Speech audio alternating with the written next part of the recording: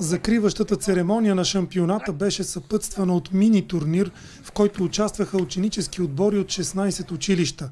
Изпитанията за най-младите включваха част от препятствията от началната военна подготовка, а трудностите и незгодите от горещината младежите преодоляваха с огромен ентусиазъм.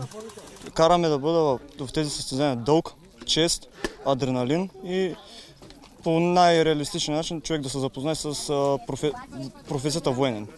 Какви планове имаш в това отношение?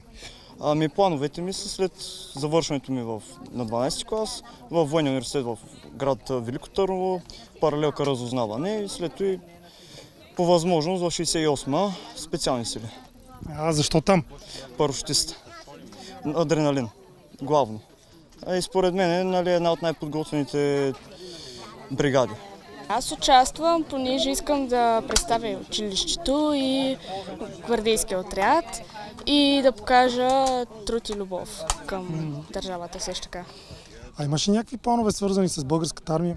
Да, сигурно във Варна, Военноморското университета, след 12 клас да вляза. Посетителите имаха възможността да разгледат бойно въоръжение и техника. Изключително наситената програма завърши с демонстрация на умения за самозащита от курсанти от Националния военен университет, а военно-въздушните и специалните сили показаха спускане от хеликоптер Кугър по способа бързо въже.